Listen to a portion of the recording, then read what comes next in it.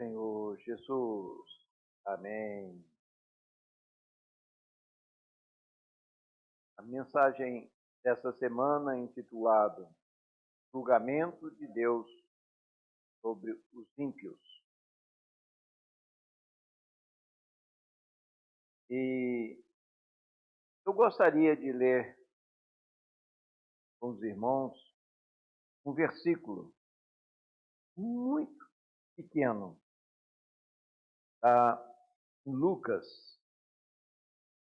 17:32.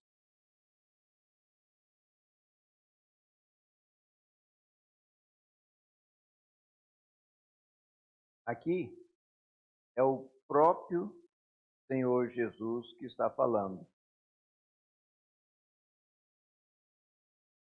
17:32 fala: lembrai-vos da mulher de Ló.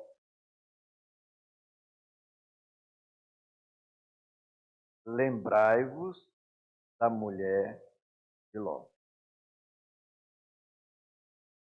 Quem foi Ló? Um sobrinho de Abraão. E quando Abraão saiu de Ur dos Caldeus, esse sobrinho foi junto. E andou com ele muito tempo. E Abraão se enriqueceu e Ló também. E aí começou a surgir atritos entre Ló, ou melhor, entre os pastores de Ló e os pastores de Abraão. Ou seja, estava havendo ali duas lideranças.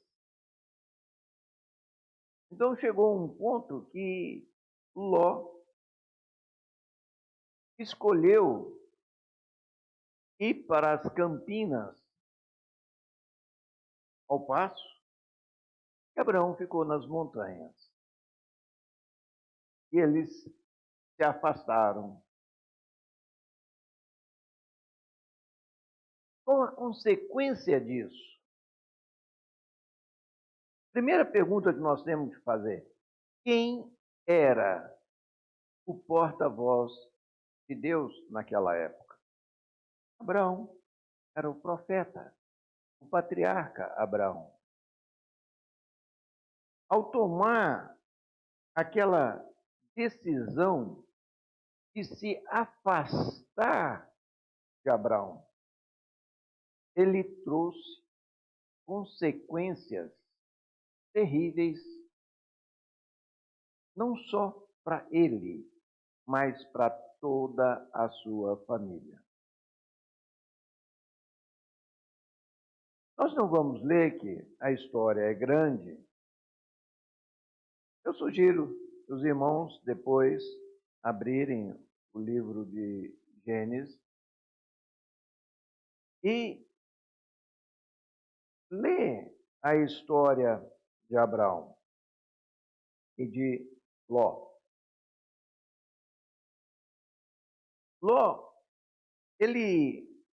capítulo 18, 19 de Gênesis, eu vou procurar resumir aqui. Ló, ele foi armando a sua tenda cada vez mais próximo à iníqua cidade de Sodoma.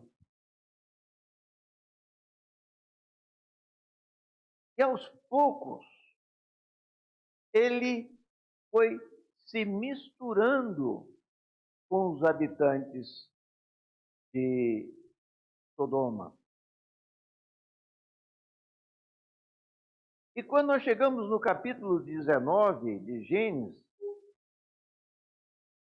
a gente vai perceber que Abraão não estava mais morando numa tenda, mas ele estava morando numa casa que tinha porta,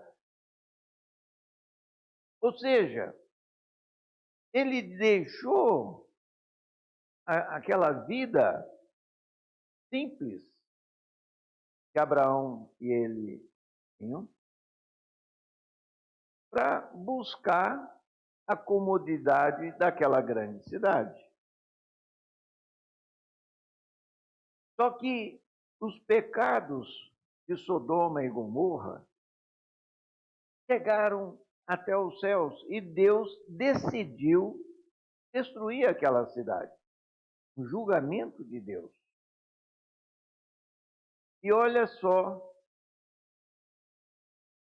o que acontece. Deus manda 2 anjos à cidade para retirar Abraão daquela cidade, porque ela seria destruída. Irmãos,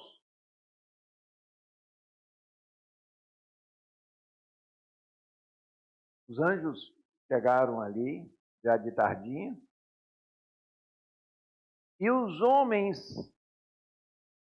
de Sodoma foram até a casa de Ló. Falaram, nós queremos abusar desses 2 homens que estão aí. E eles tentam proteger aqueles 2 homens que estavam na sua casa. Mas nós vamos ver como que a mente dele, a mente de Ló, que segundo a Bíblia era um homem justo, já estava se corrompendo. Porque ele fala assim, ó, faz isso não, eles estão debaixo do meu teto. Se precisar, eu dou até minhas 2 filhas virgens para vocês. Olha como a mente dele já estava corrompida.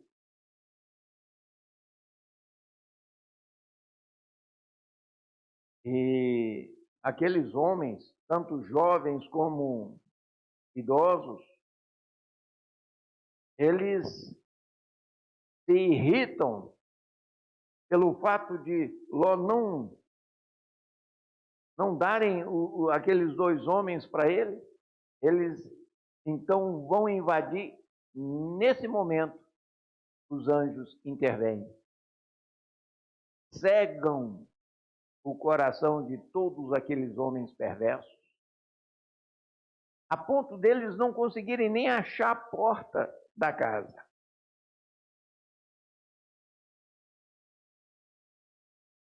E assim, eles são salvos daquela perversão.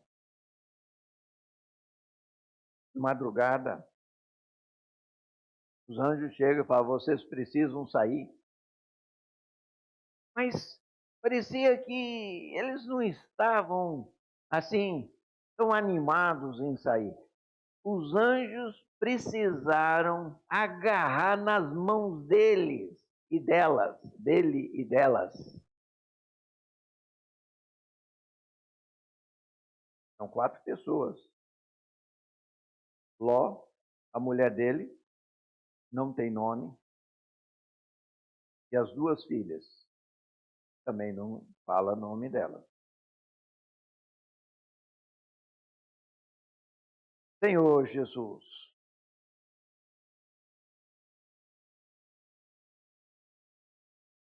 outro detalhe interessante. Os anjos, quando falam, vocês precisam sair logo daqui, tem mais alguém? Aí ele fala, tem os meus futuros genros, os meus genros. Aí ele corre até eles e fala, olha, o Senhor vai destruir a cidade. Vamos fugir. E eles falam, você está brincando. Está caçoando da gente. Isso é uma pista, irmãos. como estava o falar de Ló. E agora eu pergunto, como está o meu falar diante dos meus parentes, diante dos meus genros, diante dos meus amigos? É um falar de peso? Ou é um falar de caçoar as pessoas, de fazer hora, de brincar? O falar de Ló foi considerado uma brincadeira. Qual a consequência? Ele não levou nem os próprios genros.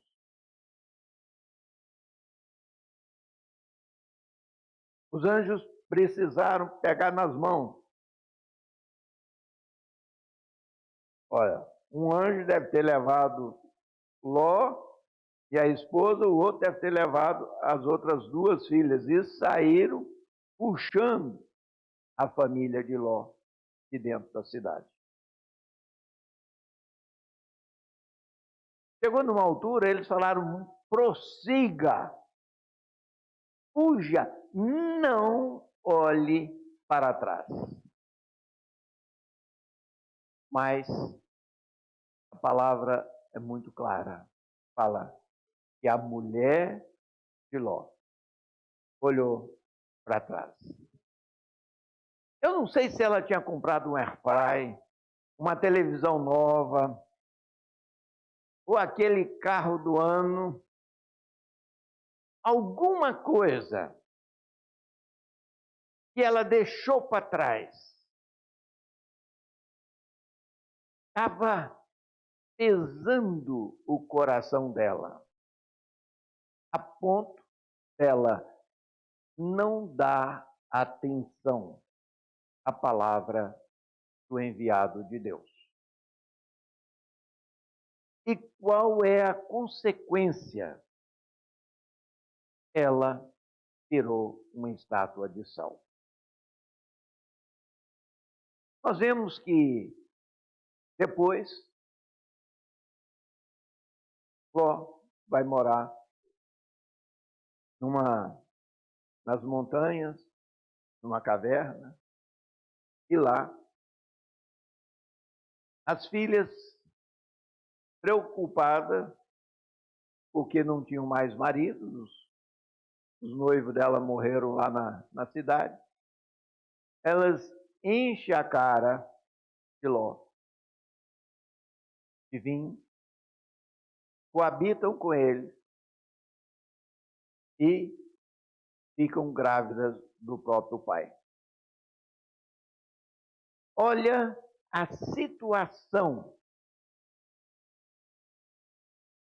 de uma pessoa que não dá atenção ao falar dos profetas. A família acaba entrando em confusão. Infelizmente, nós vemos isso muitas vezes, às vezes até entre familiares, amigos, vê que como que os filhos, às vezes, são prejudicados, às vezes uma separação, às vezes são prejudicados porque um pai está buscando o Senhor, a mulher não, ou o contrário, a mulher tem buscando o Senhor e o marido não, e os filhos ficam vendo dois padrões. E, às vezes, se perdem nessa falta de unidade. Por isso, nós precisamos nos humilhar diante do Senhor e falar: Senhor, eu quero seguir o falar do teu enviado. Irmãos, eu já dei esse exemplo aqui. Na década de 50, minha bisa, por volta, no início da década de 50, falou para minha mãe que era uma jovem na época, solteira ainda. Minha bisa lia muito, era uma pessoa muito estudada.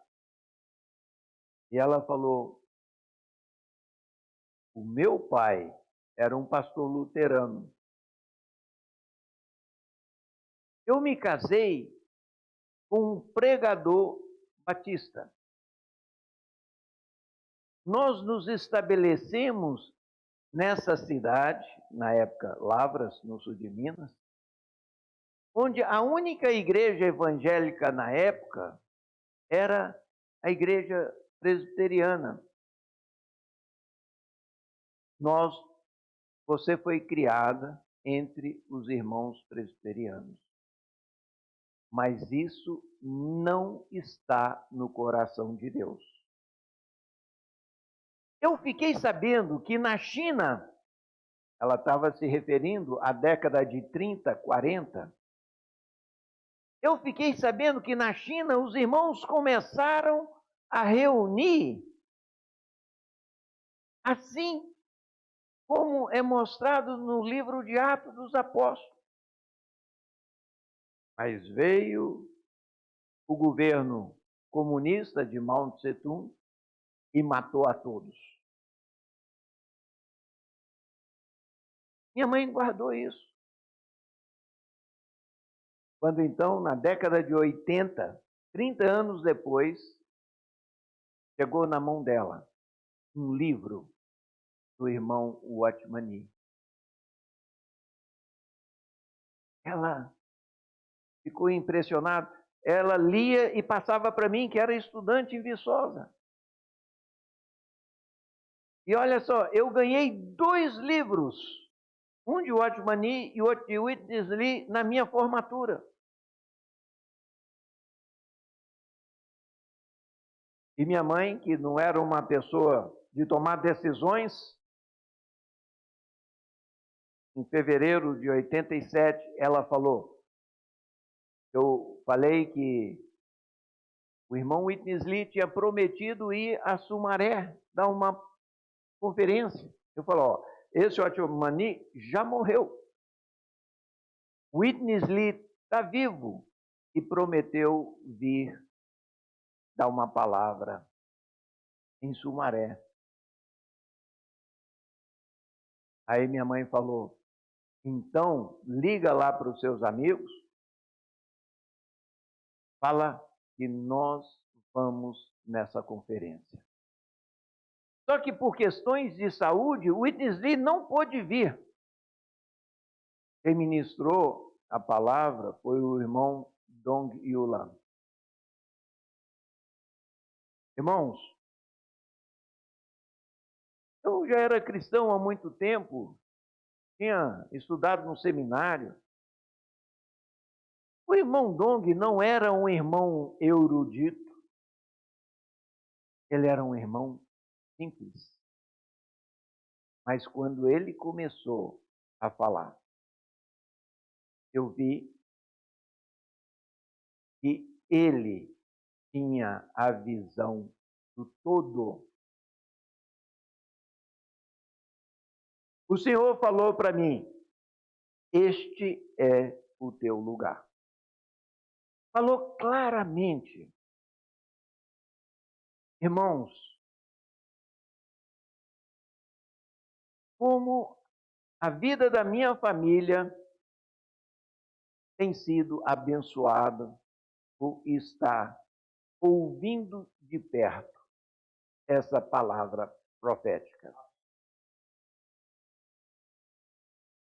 Por 10 anos, nós tivemos, eu estou referindo ao tempo que eu estou na vida da igreja, por 10 anos, nós estávamos debaixo do falar do irmão Witness Lee. Ele veio a falecer em 97.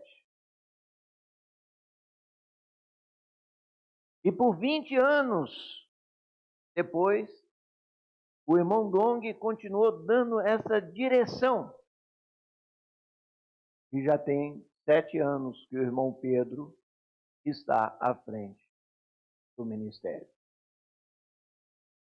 Nesses muitos anos de vida da igreja, eu tenho visto irmãos sendo simples e seguindo esse falar. E tenho visto também irmãos se rebelarem. E uma coisa que me impressiona é que, infelizmente, aqueles que se rebelam, parece que a primeira coisa que desanda é o viver familiar. Assim como aconteceu com Ló. Mas agora eu gostaria de dar um exemplo positivo. Os irmãos têm ideia de quantos judeus haviam na região da Babilônia no tempo do profeta Esdras e Neemias? A estimativa era algo em torno de 1 milhão de judeus. Eles tinham sido levados no cativeiro por Nabucodonosor II, o rei da Babilônia, que destruiu o templo, destruiu Jerusalém e levou os cativos para a Babilônia. Só que no tempo de Esdras e Neemias, as coisas já tinham mudado completamente. Ciro, da Pérsia, já tinha vindo e conquistado a Babilônia. E tomou uma política diferente. Ele não mais considerava aqueles despatriados como cativos. Os judeus, lá na Mesopotâmia, na região da Babilônia, eles já falavam a língua universal daquela região, que era o aramaico, e estavam em posições prósperas. Mas o Senhor levanta um profeta, Esdras, Neemias, Ageu. O Senhor levanta vários profetas que falam: nós precisamos restaurar Jerusalém, precisamos restaurar. Sabe quantos judeus aproximadamente voltaram para a terra de Israel? Apenas algo em torno de 50 mil judeus. O que é 50 mil diante de 1 milhão? 5%. Esse local cabe tranquilamente 100 pessoas sentadas. Agora, pensa de 100, 5 atenderam o falar profético. Esses 5% permitiram que a Virgem Maria pudesse nascer na Terra Santa e gerar a Cristo. Olha só que bênção! A mais bem-aventurada de todas as mulheres. Por quê? Porque os antepassados dela ouviram o falar profético. As nossas decisões, quer sejam bem tomadas, quer sejam mal tomadas, virão as consequências. Eu quero tomar decisões que tragam bênção para a minha família. Quando nós optamos em nos sujeitar à palavra, a bênção vem. Olha só, minha bisa deu uma palavra para minha mãe, que tinha pouco mais de 15 anos na época. E aquilo ficou encucado na cabeça dela. O dia que ela deparou com os escritos, com os livros, olha só a importância da comportagem. Irmãos, sabia que quando nós começamos a nos reunir como igreja em Carlos Chagas, quais eram as igrejas mais próximas aqui? Belo Horizonte, Vitória no Espírito Santo ou Vitória da Conquista? Mas depois o Senhor foi levantando Valadares, né? Foi levantando várias outras cidades, né, da região. Nós precisamos tomar essa decisão de dar atenção ao falar profético, para que nós possamos ser abençoados e abençoar a nossa família. Senhor Jesus, a bênção, ela não é exclusiva, porque nós somos um corpo. A igreja é abençoada. Os irmãos podem estar vendo, somos pouco hoje, mas graças a Deus foi um ônibus de irmãs desfrutar do congresso lá em Vila Velha. E mesmo assim, estamos aqui, eu não sei quantos, mas tem quase umas 30 pessoas, né? Por quê? Porque nós estamos dando atenção ao falar profético. O que é o falar profético? É a palavra do Senhor. Sabia que a palavra anjo e a palavra apóstolo têm a mesma origem? É literalmente enviado. Os dois anjos, eles foram enviados para cumprir o propósito de Deus lá em Sodoma. Salvar a família do justo Ló. Mesmo que sejamos justos, como a palavra fala que Ló era um justo, mas nós podemos ser enganados pelo mundo. Por isso é tão importante nós andarmos de perto, porque é a palavra que vai nos dar direção em todo o nosso viver. Nossos negócios, nossas decisões vão ser norteadas pela palavra do Senhor. E assim nós vamos ganhar luz e trazer a bênção para a nossa família, para a nossa igreja e podermos cumprir o propósito do Senhor Jesus. Qual o propósito de Deus? Encabeçar todas as coisas e podermos nos tornarmos partes do Filho varão. Podermos sermos arrebatados vivos. Para quê? Para